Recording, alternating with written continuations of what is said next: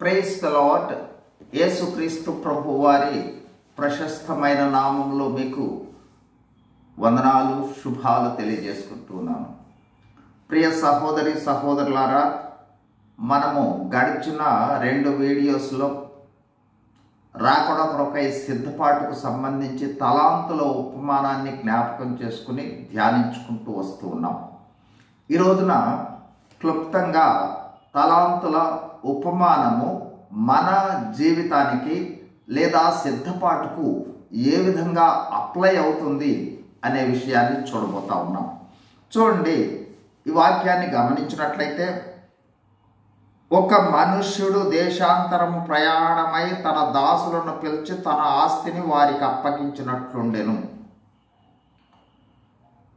అంటే ఈ మనుష్యుడు అంటే యేసుక్రీస్తు ప్రభువారు తనకున్నది సర్వస్వాన్ని తన దాసులమైన మనకు అప్పగించాడు అనే విషయాన్ని గుర్తుపెట్టుకోవాలి మనం. తర్వాత చూడండి, అతడు ఒకనికి 5 తలాంతులను, ఒకనికి 2 మరియు ఒకనికి ఎవని సామర్థ్యం చొప్పున వానికిచ్చి వెంటనే దేశాంతరం పోయెను.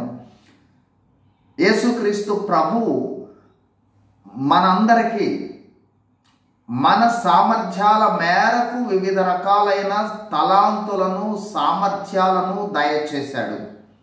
అవి భౌతికమైనవి కావచ్చు, ఈ లోక సంబంధమైన సామర్థ్యాలు కావచ్చు, రక్షింపబడిన తర్వాత వచ్చే ఆత్మ సంబంధమైన వరాలు, ఫలాలు, బాధ్యతలు ఏవైనా కావచ్చు.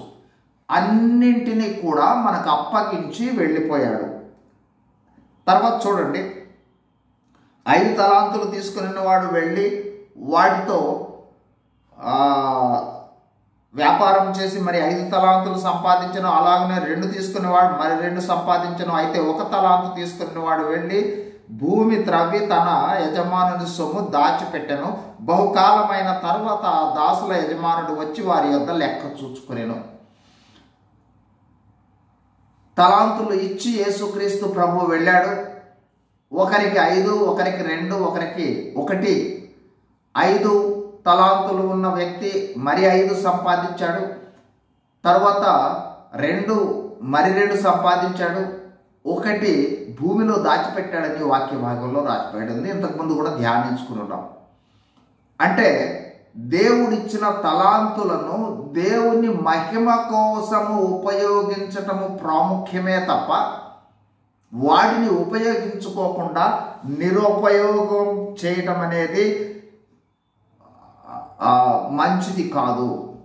ఎందుకంటే లెక్క అప్పజెప్పవలసిన పని ఉంది. మనకు తెలుసు కదా, కొరింథీయులకు రాసిన 2వ పత్రిక 5వ అధ్యాయంలో మనం చూస్తాం లెక్క అప్పజెప్పే విషయం. కొరింథీ 2వ పత్రిక 5వ అధ్యాయం 10వ వచనం. ఎందుకనగా తాను జరిగించిన క్రియల చొప్పున అవి మంచివైన సరే చెడ్డవైన సరే దేహంతో జరిగించిన వాటి ఫలం ప్రతివాడును పొందినట్లు మనం అందరమును క్రీస్తు న్యాయపీఠం ఎదుట ప్రత్యక్షము కావలయను లెక్క అప్పజెప్పాల్సిందే. కాబట్టి అవి మనకు సంబంధించి భౌతికమైనవి కావచ్చు, కాలం కావచ్చు, ధనం కావచ్చు, సంపద కావచ్చు, నైపుణ్యాలు కావచ్చు, అందచందాలు కావచ్చు, ప్రతిదానికి లెక్క అప్పజెప్పాల్సిందే. అట్లాగే రక్షింపబడిన తర్వాత ఆత్మ సంబంధమైన వాటికి కూడా లెక్కప్పజెప్పాల్సిందే. ఎందుకు లెక్కప్పజెప్పాలి అంటే గమనించవలసింది, అవి ఏవి మనవి కాదు, అన్నీ దేవునివే. చూడండి, వాక్యం చూడండి, కీర్తనల గ్రంథం 24. భూమియు దాని సంపూర్ణతయు లోకమును దాని నివాసులను యెహోవాయే, ఎవ్రీథింగ్ మనమే దేవుని వారం. కాబట్టి దేవుడు మనకిచ్చిన జీవాన్ని బట్టి, మనకిచ్చిన ప్రతి తలాంతును బట్టి, రక్షణను బట్టి, రక్షణ ద్వారా సంఘంలో చేర్చబడిన దానిని బట్టి, ప్రతి దానిని బట్టి, మనకు సంబంధించిన ప్రతి దానిని బట్టి లెక్క అప్పజెప్పాలి. ఏది మనది కాదు, సమస్తము ఆయనదే. ఆ తర్వాత ఇక్కడ చూడండి, మనం గమనించినట్లయితే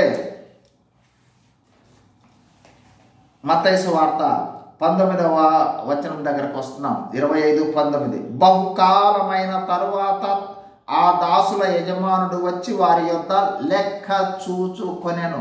బహుకాలమైన తరువాత యేసుక్రీస్తు ప్రభువారు వెళ్ళి 2024 సంవత్సరాలు దాటిపోయింది. కాబట్టి ఈ 2000 సంవత్సరాలు దాటి ఇప్పుడు 2024లో ఉన్నాము. కాబట్టి వెళ్ళి తిరిగి రానై ఉన్నాడు లెక్క చూసుకోవడానికి. ఆ విషయాన్ని అంటే బహుకాలమైన తర్వాత, బహుకాలం చాలా కాలం అయిపోయింది ఆయన వెళ్ళి, 2024 సంవత్సరాలు అవుతుంది. కాబట్టి లెక్క చూసుకోవడం జరిగింది. ఆ తర్వాత లెక్క కూడా ఎట్లా అడుగుతాడు అంటే చూడండి, 20వ వచనం చదువుతున్నాం చూడండి. అప్పుడు 5 తలాంతులు తీసుకున్నవాడు మరి 5 తలాంతులు, అయ్యా నీకు 5 తలాంతులు అప్పగించితివే, అవి కూడా మరి 5 తలాంతులు సంపాదన. అంటే ఎక్కువ ఇచ్చిన వాడికి ఎక్కువ లెక్క అడుగుతాడు. మన సామర్థ్యాన్ని బట్టి మనకు ఎంత ఇస్తే దాన్ని బట్టే లెక్క అడుగుతాడు.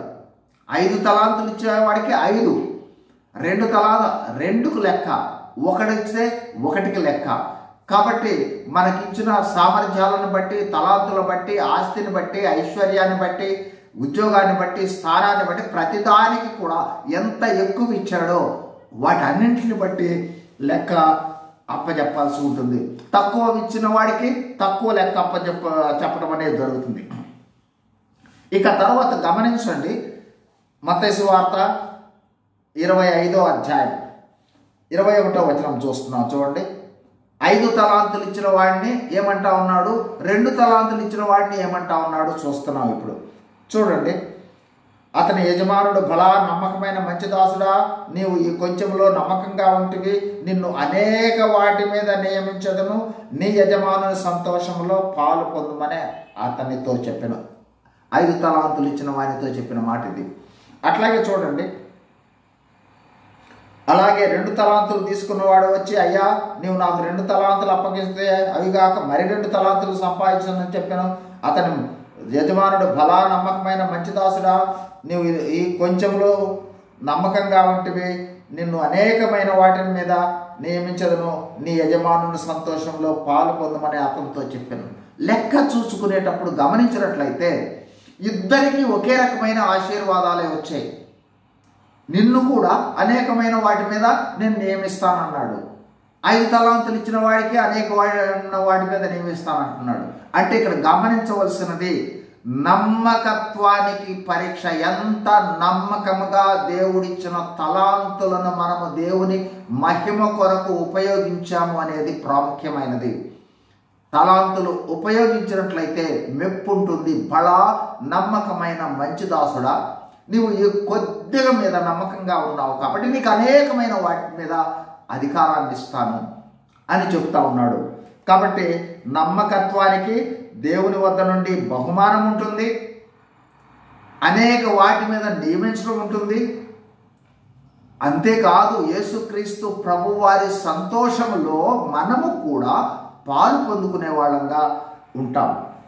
అట్లాగే చూడండి, ఇక్కడ మరొకడు ఉన్నాడు, 25వ అధ్యాయం 25వ వచనం. కనుక నేను భయపడి వెళ్ళి నీ తలాంతును భూమిలో దాచిపెడితే ఇదిగో నీది నీవు తీసుకొనుమని చెప్పాను. అందుకు అతని యజమానుడు దాన్ని చూచి, సోమరి అయిన చెడ్డదాసుడా, నేను విత్తని చోట కోయివాడను, చల్లని వాడిని పంట కూర్చుకున్న వాడిని నువ్వు ఎరుగుదువా? అయితే నువ్వు నా సొమ్ము సాహుకారుల వద్ద, ఆ తర్వాత 28 చదువుతున్నాం చూడండి. ఆ తలాంతును వాని యొద్ద నుండి తీసివేసి 10 తలాంతులు గలవానికి ఇయ్యుడి, కలిగిన ప్రతి వానికి ఇయ్యబడును, అతనికి సమృద్ధి కలుగును. లేని వాని యొద్ద నుండి వానికి కలిగినది అంతా తీసివేయటం. కాబట్టి ఒక తలాంతు ఇచ్చిన వ్యక్తి దానితో వ్యాపారం చేయలేదు, దాచిపెట్టాడు. ఫలితం ఏంటంటే సోమరి అయిన చెడ్డదాసుడా అనే అనుభవంలోనికి రావడంతో పాటు తనకిచ్చిన తలాంతును కూడా కోల్పోయిన పరిస్థితి ఏర్పడింది. ఇక్కడ ఎవరైతే ఎక్కువ తలాంతులు తీసుకున్నాడో వాళ్ళకి ఇవ్వటం జరిగింది అది. కాబట్టి ప్రియ సహోదరి సహోదరులారా, మనకు అనేకత, ఈ ఉపమానం అనేది దేవుని దగ్గర లెక్క అప్పచెప్పటానికి దేవుడు యేసుక్రీస్తు ప్రభువు మన కొరకై జరగబోయే విషయాలకు సంబంధించి చెప్పిన ఉపమానం కాబట్టి ఏ క్షణంలోనైనా సరే యేసుక్రీస్తు ప్రభు వస్తాడు. మనందరికీ తలాంతులు ఇచ్చాడు, ఏ భేదం లేదు. గత వీడియోలో చూసాం. కాబట్టి మన తలాంతులను దేవునికి నమ్మకంగా ఉపయోగించి, దేవుని రాజ్య వ్యాప్తి కొరకు ఉపయోగించి, దేవుని వద్ద నుండి మెప్పు, బహుమానము, ఆధిక్యత పొందినట్లుగా దేవుడు మనకు సహాయం చేయనుగాక. దేవుడు తన వాక్యము దీవించును కదా. ప్రార్థన చేసుకుందాం. పరిశుద్ధుడైన మా ప్రియ పరలోకపు తండ్రి, యేసుక్రీస్తు ప్రభు వారి శ్రేష్టమైన నామంలో వందనాలు, స్తోత్రాలు. ప్రభువా, మీరు మాకందరికీ తలాంతులు ఇచ్చారు. మీ నామం మహిమార్థమై ఏ విధంగా ఉపయోగించాము అనేది లెక్క అప్పచెప్పవలసిన బాధ్యతను మా మీద ఉంచారు. దాన్ని బట్టి స్తుతిస్తూ దేవా సహాయం చేయమని వేడుకుంటూ చేరి వచ్చిన ప్రతి ఒక్కరిని కూడా మీ దయగలిగిన హస్తాలను చాపి దీవించి ఆశీర్వదించు. యేసు ప్రభు వారి నామంలో వేడుకొంచున్నాము తండ్రి. ఆమెన్. Praise the lord.